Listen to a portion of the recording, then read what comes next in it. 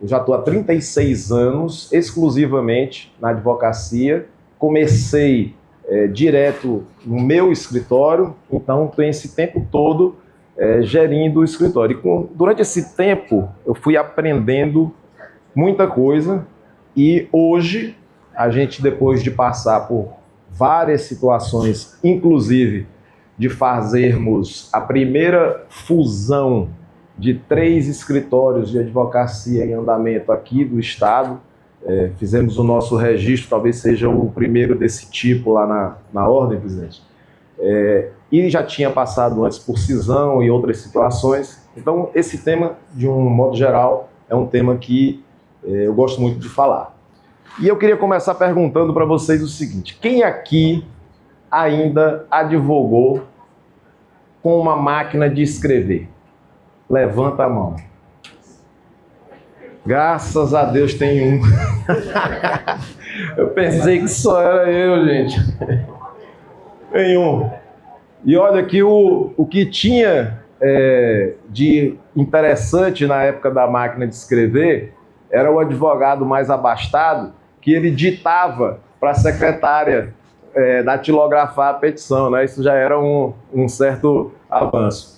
E depois a gente foi para a máquina de escrever elétrica, que ela tinha uma vantagem enorme, né? Que ela... posso botar aí o primeiro? Ela apagava, né?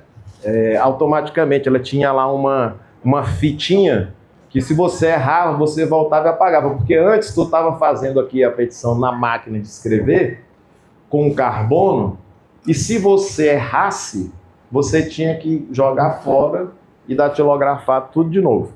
Então eu ainda passei 2 anos nessa vida.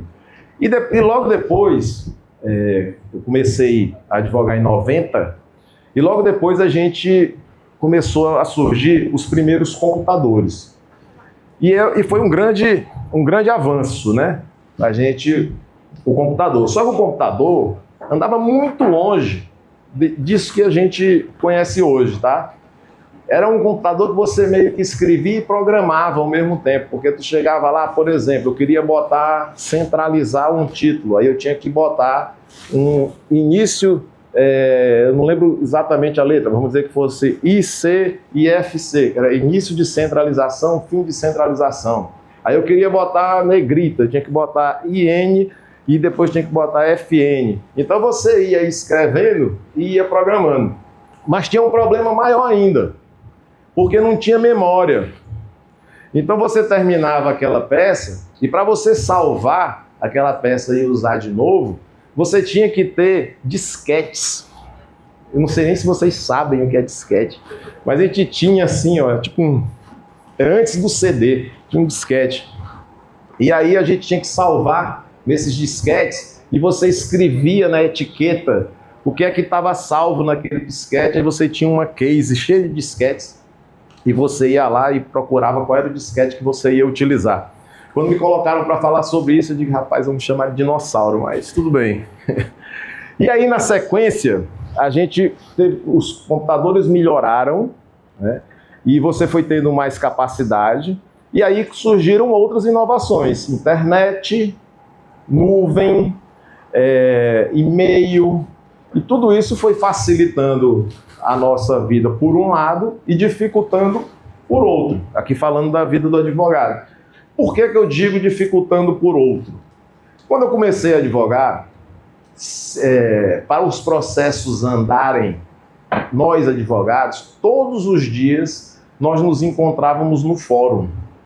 Porque a forma que as intimações aconteciam era essa. A gente chegava de manhã cedo, estava todo mundo lá no fórum, aí ia no cartório, aí tem alguma intimação para mim aí, dona Rita, que era da primeira vara? Aí ela diz, doutor, tem aqui uma intimação para o senhor. Não, mas hoje é sexta-feira, deixa para me intimar segunda-feira, para aproveitar o final de semana. E aí a gente tinha também a possibilidade, quando chegava no mês de julho, o tribunal parava, e parava tudo, a gente ia para todo mundo para escorrer, aproveitar. Então tinha um lado bom nisso, né? E hoje vem a inteligência artificial, e eu digo para vocês que talvez a gente esteja conseguindo ter o tempo que a gente tinha antigamente de volta. Porque a inteligência artificial, não tem volta, não tem jeito de você não estar utilizando a inteligência artificial. Eu, com 36 anos de advocacia, mas eu estou fazendo uma pós-graduação. Eu estou 80% do meu tempo com o cloud funcionando lá no escritório, já está baixado da minha máquina. Masterclass, comprando direto. O Almeida, a gente criou um comitê lá no escritório, eu vou falar sobre o nosso escritório, como é que a gente funciona. A gente criou um comitê de tecnologia que o sócio que toma conta desse comitê é o Almeida. Então a inteligência artificial, gente, ela veio para nos ajudar. E tenho certeza de que a vida de todo mundo vai melhorar. E lá na frente eu vou falar para vocês sobre os cuidados que a gente tem que ter. Porque existe aí uma questão ética, uma questão de responsabilidade do advogado que a gente não pode deixar de observar. O que é que a gente tem hoje que eu digo, separei aqui mito e realidade. Vamos primeiro aos mitos. Robôs pensam como humanos? Não, ele não pensa, ele apenas aprende. Ele só sabe o que você diz para ele. Então você vai conversando com o Cláudio, vai falando para ele e ele vai aprendendo. Ele vai corrigindo, aí ele vai aprendendo. Então, por exemplo, eu estou fazendo uma peça e aí eu vou lá no meu Word com a peça que ele fez a primeira versão, eu faço todas as correções, digo como é que eu quero, ajeito minha peça quando ela está no ponto, ok, conferi jurisprudência, conferi está tudo certo, tudo bonitinho, aí eu volto lá e salvo no meu projeto, como um skill, vou lá e salvo. Aí ele aprendeu. Então ele não vai fazer só, ele só vai aprender o que você ensinar. Vai substituir todos os advogados? Não, não vai. Ele é uma ferramenta para auxiliar os advogados. Então, a gente vai trabalhar melhor com ele. O que é que eu faço? Não sei se a turma já falou sobre isso aqui, muita gente aqui sabe disso. Eu normalmente pego os processos, os contratos, os que vêm. Hoje eu converto tudo em Markdown. E depois de converter em Markdown, eu levo para o Cloud, que é a ferramenta que eu mais uso. E lá no Cloud eu utilizo, ele consegue ler mais rapidamente, não consome tokens, e a gente consegue ter mais rapidez e um resultado melhor. Isso é só para gigantes da tecnologia? Não. Lá no escritório, por exemplo, a gente está utilizando muito e a gente está disponibilizando para a nossa equipe o cloud pago, o cloud que tem uma capacidade maior. Isso porque a gente entende e a gente tem certeza que essa disponibilização vai tornar o escritório mais eficiente. Entende tudo e nunca erra? De jeito nenhum. Tá? E eu falo para vocês da gente ver na prática. Saiu uma peça, por exemplo, a gente já pegou isso lá no escritório. A peça sai com uma modificação de uma súmula do TST. E sai perfeito. Se você não conferir, você acaba até acreditando que aconteceu isso. Então você precisa fazer essa revisão. Ele erra e erra muito. A gente teve casos recentes aí, eu vi um especificamente sobre um grande escritório lá de São Paulo, que a IA criou um dispositivo de lei, era uma questão tributária, eles fizeram uma unidade de segurança, ela criou um dispositivo de lei e o juiz achou que existia mesmo e concedeu a liminar com base naquele dispositivo que não existia. Então foi criado, então é muito importante você fazer essa conferência. Na gestão do escritório, lá no nosso escritório especificamente, eu sou responsável pela gestão, claro que é ajudado pelos outros sócios todos e pela equipe como um todo. A gente, quando fez essa fusão, o nosso escritório foi, à época, para 35 advogados. Depois a gente começou a ver onde é que estava a real necessidade, fomos adequando. Hoje, salvo engano, somos 27, mas estamos, inclusive, em busca de uma pessoa para a área trabalhista, tá? Quem quiser fazer parte do time, queremos alguém para a área trabalhista, estamos buscando nesse momento. Então é nessa faixa aí que a gente está hoje. E o que é que a gente faz? E eu vou dizer para vocês aqui o que a gente está fazendo e como é que a gente está usando a IA.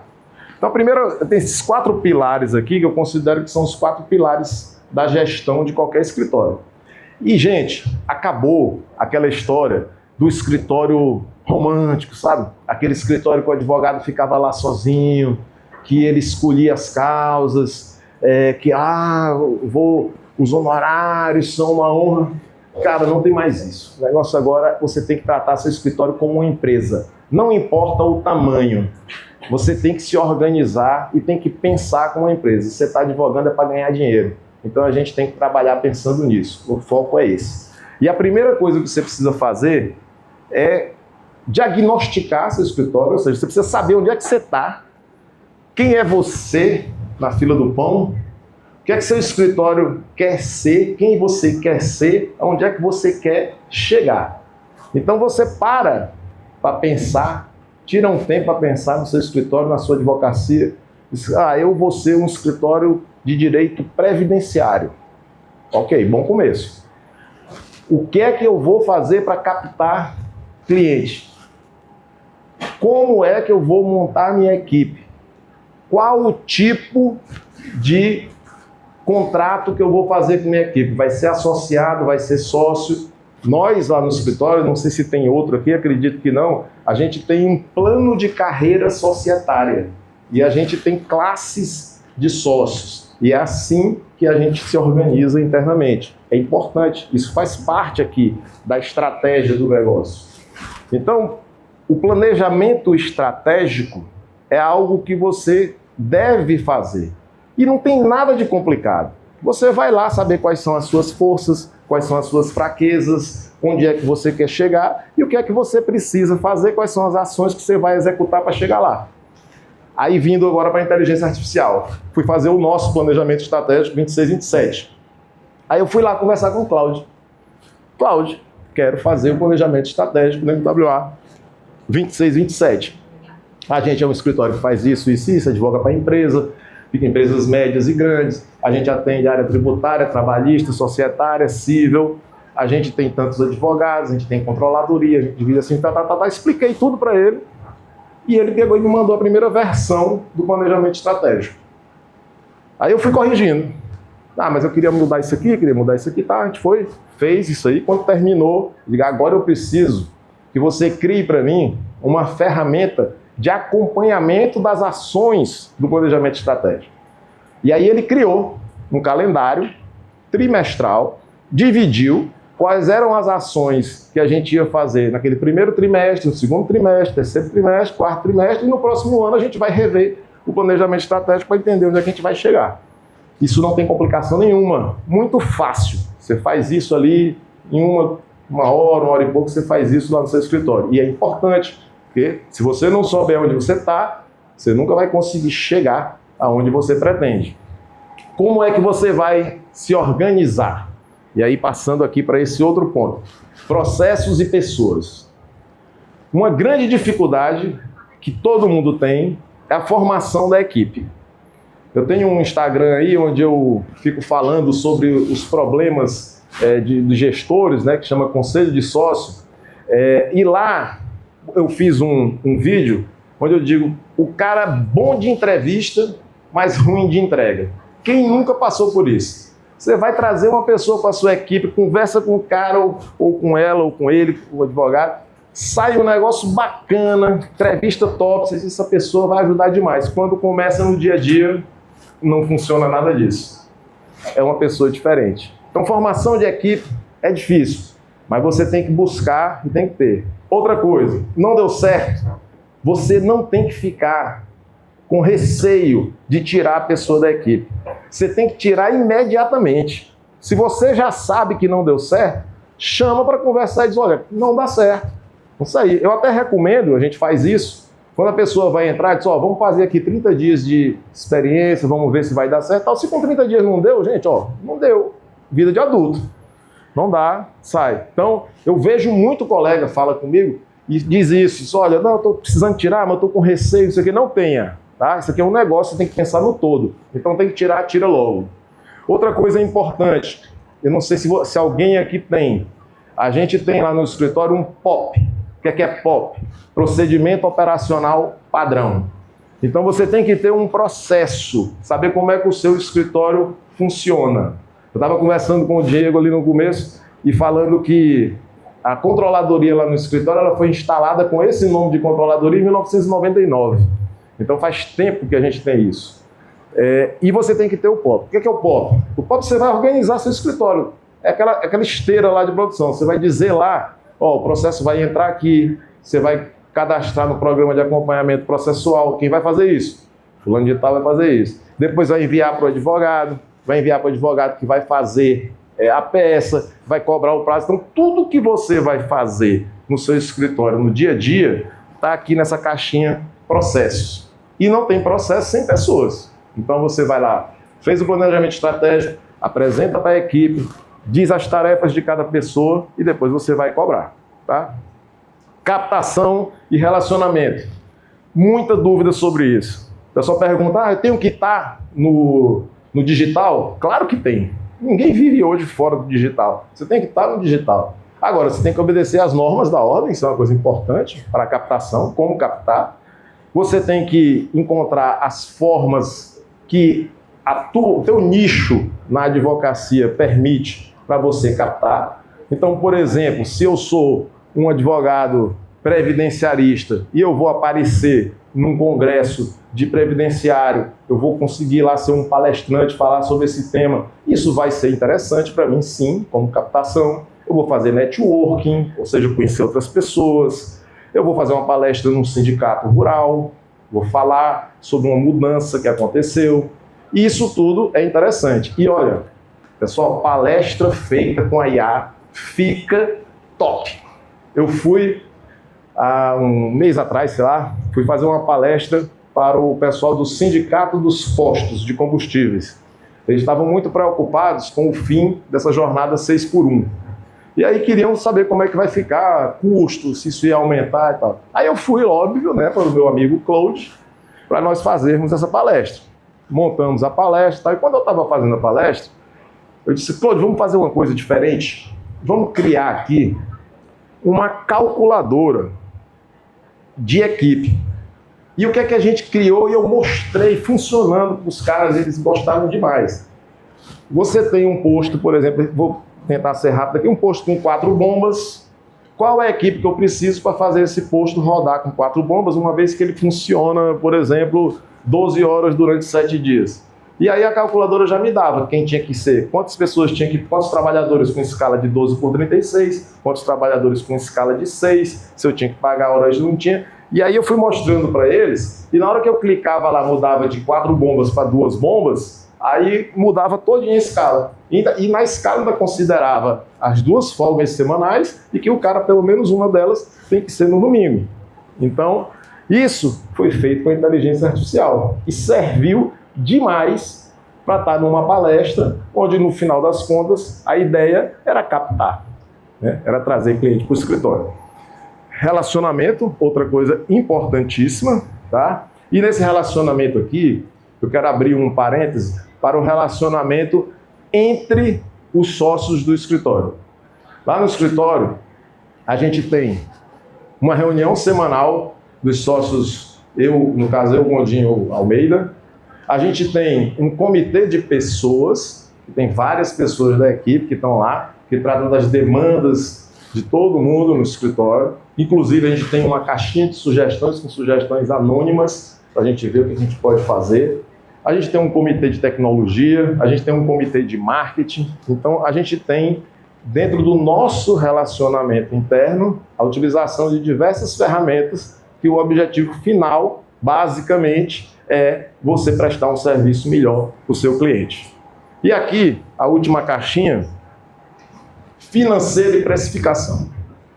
Essa talvez seja a maior dúvida de todos nós, porque a gente também tem essa dúvida, tá?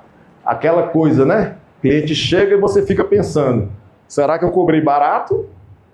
Podia ter cobrado mais? Ou eu cobrei caro e ele foi embora e contratou outra pessoa? Todo mundo aqui que advoga tem essa dúvida. Então, o que é que eu costumo dizer? O financeiro, a precificação, eles não começam na fixação dos honorários.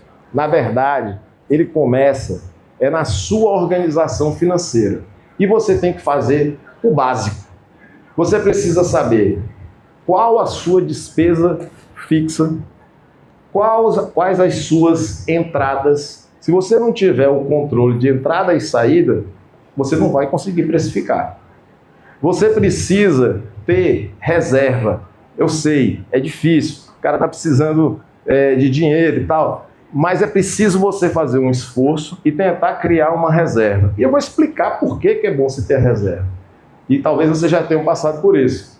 Quando você está com dinheiro na conta, você consegue ser mais firme na hora de cobrar os honorários. Você chega, o cara... Se você está precisando de dinheiro, o cara chega, faz uma proposta e você aceita aquela proposta e vai para o sacrifício. Se você está tranquilo, está com uma graninha ali na conta, dá para você segurar o preço. Então, isso é importante. Outra coisa, que também está aqui dentro. Antes de chegar na precificação, inadimplência. Você tem que tomar cuidado com a inadimplência. Tem que ter isso lá no escritório, a gente controla isso semanalmente. Semanalmente o financeiro está lá dizendo quem são os clientes que estão devendo, quanto tempo está devendo e de quem é quem é o que captou aquele cliente, que é que vai ser o cobrador. Então você tem, porque às vezes você pode estar trabalhando de graça, porque o cara não está te pagando, está dando prejuízo, né? Outra coisa, lucratividade do cliente. Não adianta você ter um cliente que tenha muito movimento, muita coisa, mas que ele não está te remunerando para você ganhar dinheiro. Sei lá, tu tem um cliente que te paga 100 mil e tu gasta 90, sobra 10. É melhor você ter um cliente que te paga 20 mil e tu só gasta 5, está sobrando 15.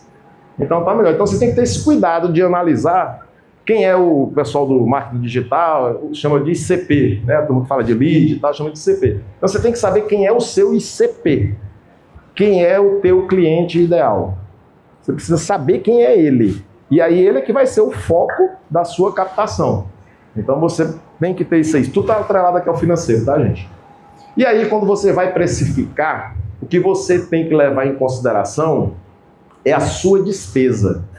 Não caiam na armadilha de precificar com base no concorrente, quanto é que o cara está cobrando, pela cara do cliente. Tem cliente que engana, né? Pensa que ele não tem dinheiro, ele tem, e ao contrário também, né? Pensa que ele não tem, mas ele tem, né? Então, ou pensa que tem e ele não tem, né? Fica inadimplente.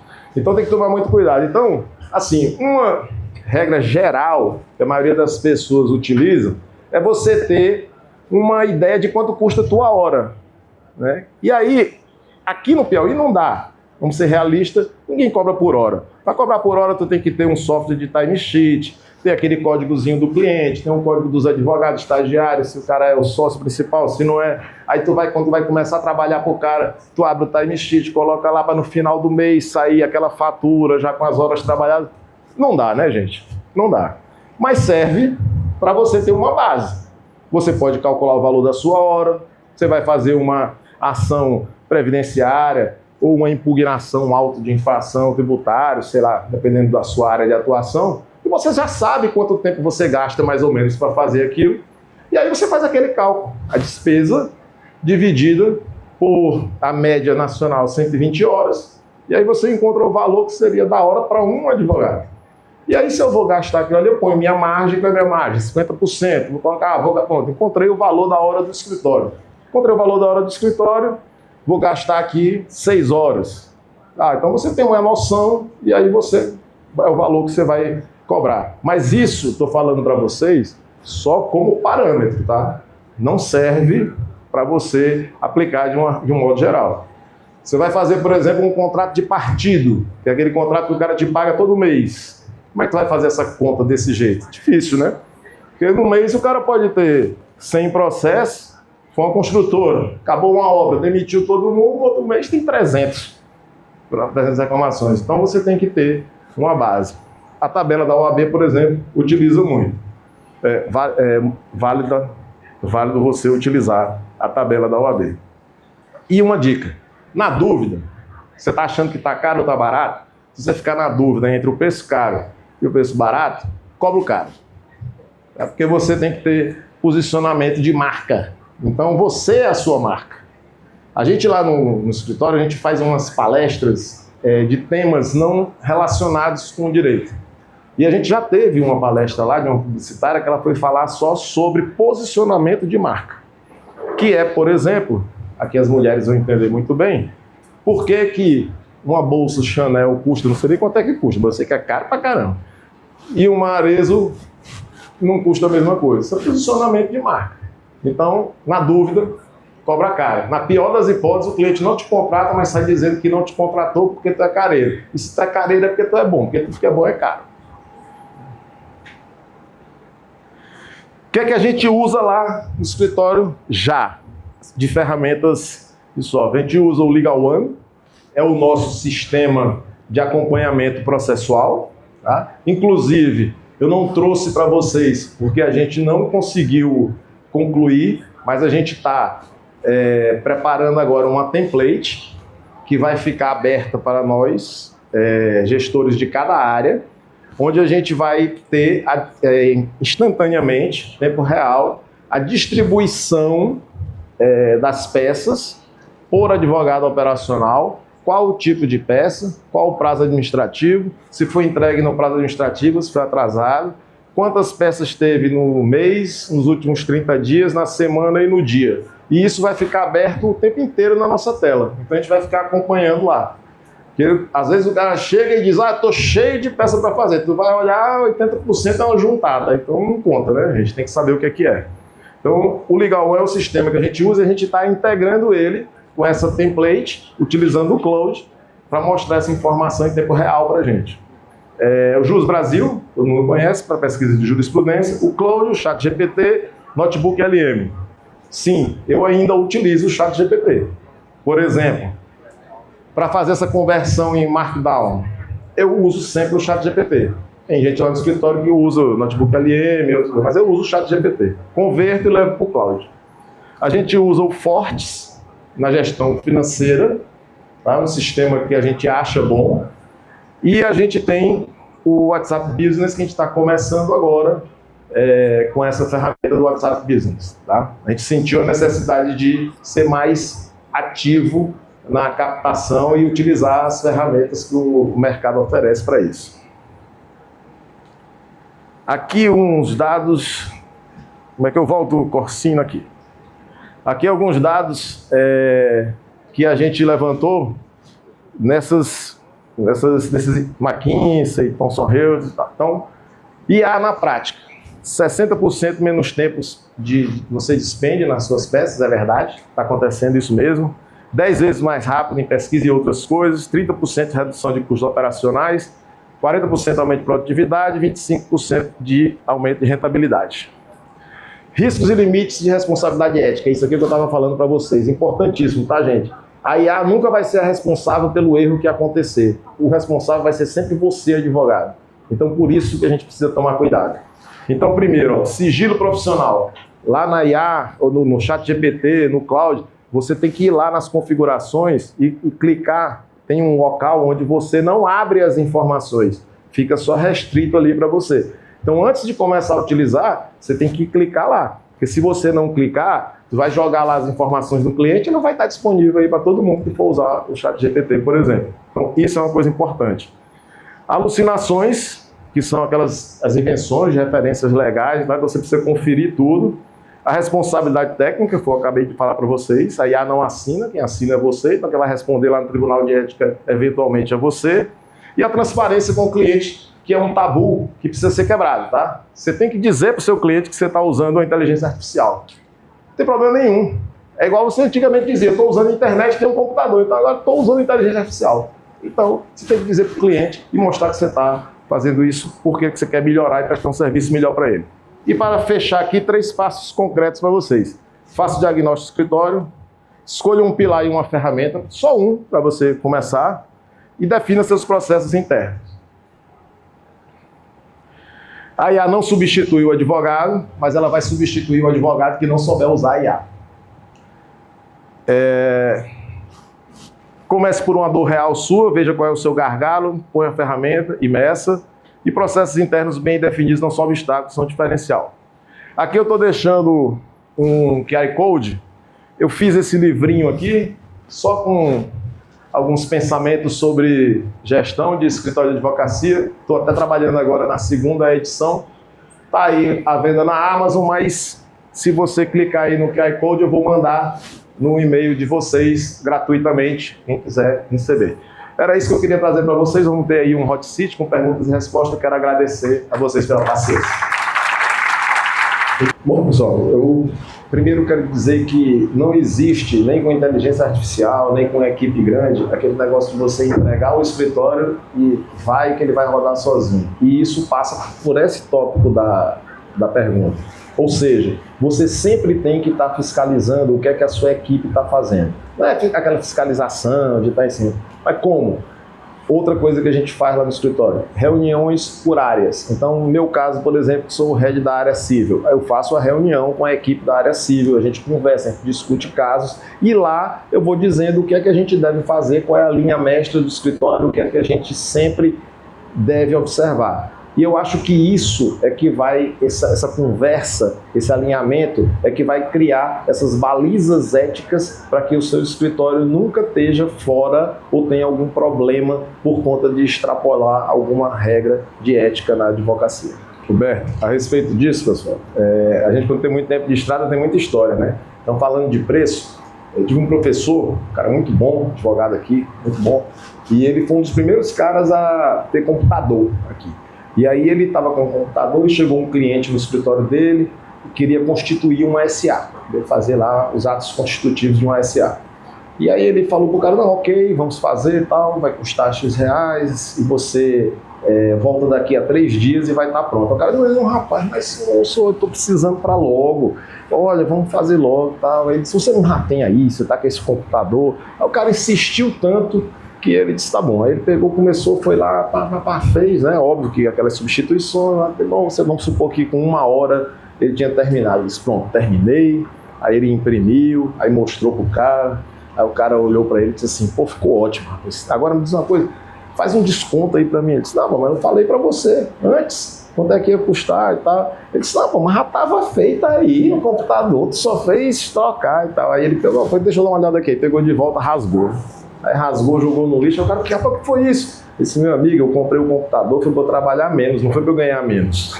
Entendeu? Então assim é a inteligência artificial. Não é a inteligência artificial que vai fazer você baixar os seus honorários, pelo contrário, para tornar mais eficiente. Pelo contrário. Esse tema, vocês vão ter aí a palestra do Paulo Solano, ainda vai ter, né?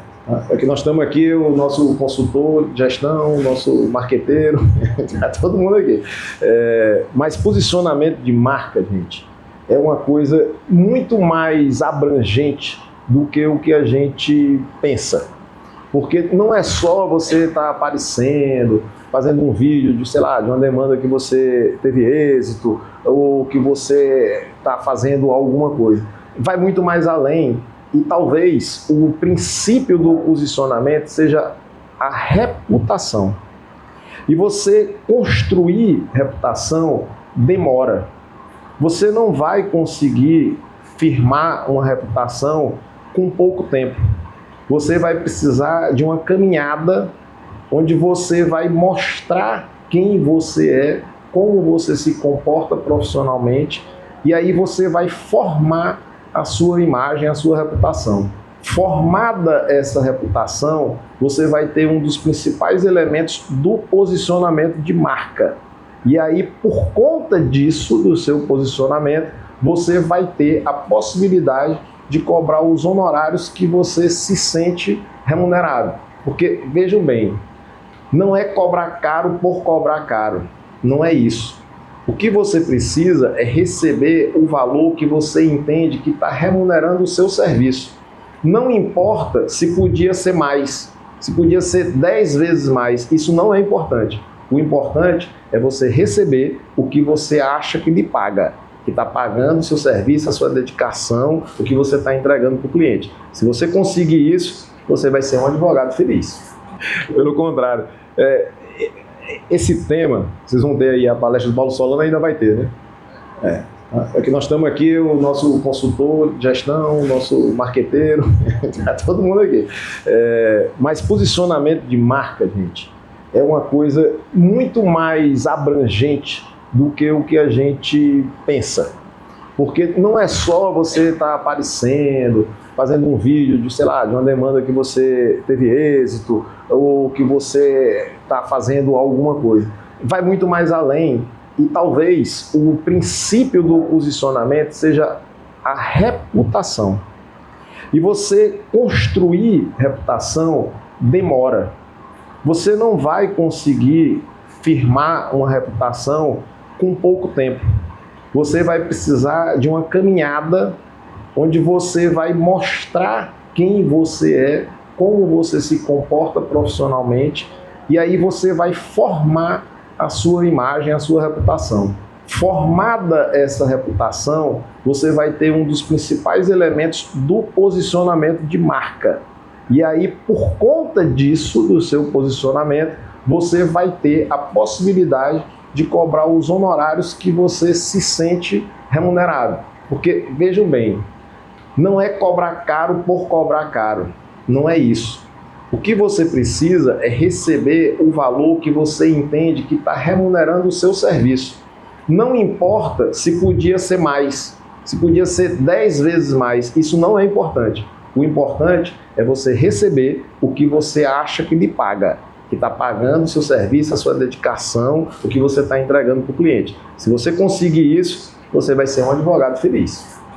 Eu queria aproveitar para falar para vocês, pessoal, assim, esse tipo de evento aqui, aliás, eu acho que todo tipo de evento, a gente vai, às vezes, querendo anotar tudo, buscar aprender o máximo que a gente consegue, mas eu acho que esse não é o ponto principal. Às vezes você pega um insight, uma coisa só, de 10 palestras você pegou uma que vai te dar um ROI, né, que é aquele resultado do que você investiu, vai te dar um ROI que vai resolver um problemão para você.